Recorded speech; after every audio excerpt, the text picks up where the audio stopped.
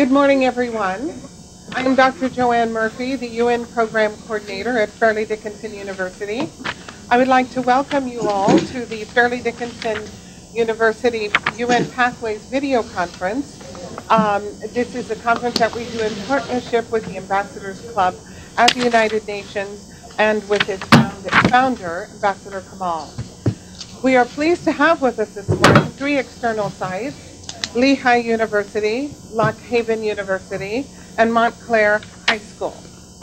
After the discussion, we will begin the question and answering with Lehigh, then Lock Haven, followed by Montclair, the FDU campus at Florham, and then we will end here with us at the Metro campus. We're going to take 2 questions from each group, and if there is time left after the first round of questions, we'll then go around again for another question. Ambassador Kamal, I'll turn the session over to you. It's a pleasure to be with you and with Lehigh and Lock Haven and Montclair and the 2 campuses of Fairleigh Dickinson University.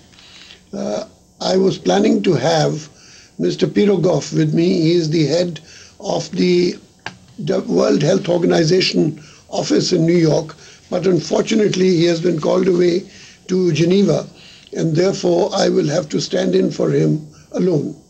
I hope to be able to do it adequately, if only because I have dealt with the World Health Organization rather closely as a member of their executive committee for almost 6 years in Geneva.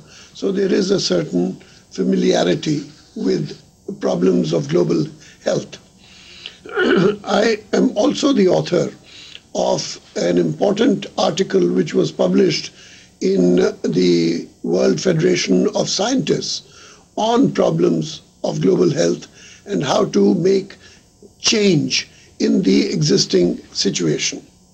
But that being so, I just want to make it clear right up front that we are going to concentrate on global health problems and not on specific national health problems. So we are not going to be discussing Medicare in the United States. We are talking of health as a global problem because it is something of deep interest and of deep preoccupation for many of us at the United Nations. Now, the problem of health, that is to say, the problem of whether health is being given the importance that it deserves, is preoccupying us because we find that health statistics are not holding as they should, and that they are in fact deteriorating in many parts of the world. So let me start with 3 or 4 fundamental points. The first is the impact of poverty statistics on health. Now, poverty is something that people don't quite understand, and so let's start with fundamental definitions. Abject poverty is defined as an income of less than $1 a day. And we know that 1/4 of the world is living in abject poverty. That is to say, less than $1 a day for everything, for food, for shelter, for clothing, for health, for education, for everything, for the rainy day. $1 is all that you have in your pocket. And that's 1/4 of the world. And the world is about 6.5 billion people. You have a second definition of poverty, which is not abject poverty, but poverty. And that definition is $2 a day. And we know that 1/3 of the world is living on less than $2 a day today. The third definition of poverty is by taking the question of piped water, access to water through pipes. You call it through pipes because piped water is normally has been treated chemically, and so it is safe. So the definition of safe drinking water is piped water. And we find that half of the world does not have access to piped. Now, water is critically important to health, not just because it helps you to survive, but because a very large number of diseases are transmitted through water, or they are called the waterborne diseases. And that's why we focus so much about water. Now, I've given these three statistics: $1 a day, $2 a day, and piped water. But please note that health is not a question of the amount of money in your pocket. So the $1 and $2 are just statistics.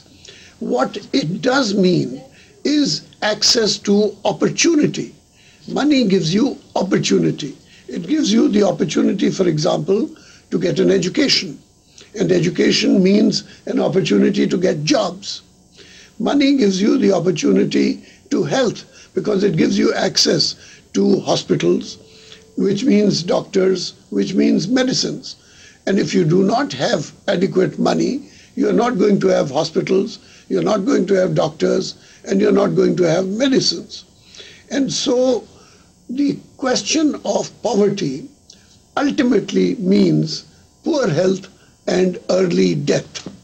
And that is the problem of poverty and health. Poverty is by far the greatest determinant of health in the world today. But there is no comparison between the factor of poverty and all other factors combined. But there are some other factors. And one of them is a very interesting factor of the differing views about health by the rich and by the poor. In fact, 1,000 years ago, a very great physician by the name of Al-Asuli, A-S-U-L-I, who was writing in a place called Bukhara, now in Uzbekistan, Asuli wrote a book on health, which was the fundamental textbook on health and medicine in Europe for 500 years, from the 11th century to the 15th century. This book of Asuli is important because he divided his book into 2 volumes.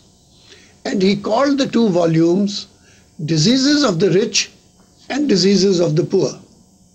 Now this is interesting that a person 1,000 years ago had established the question of a different point of view on health between those who had privileges and those who did not have privileges. And we know that this is a factor today. This today is the difference between what is called primary health and secondary and tertiary health.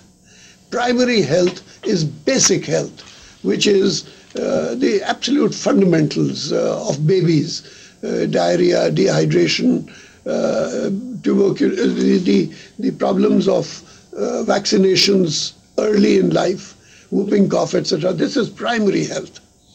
Secondary is a better and more preventive health, but tertiary is what you should note.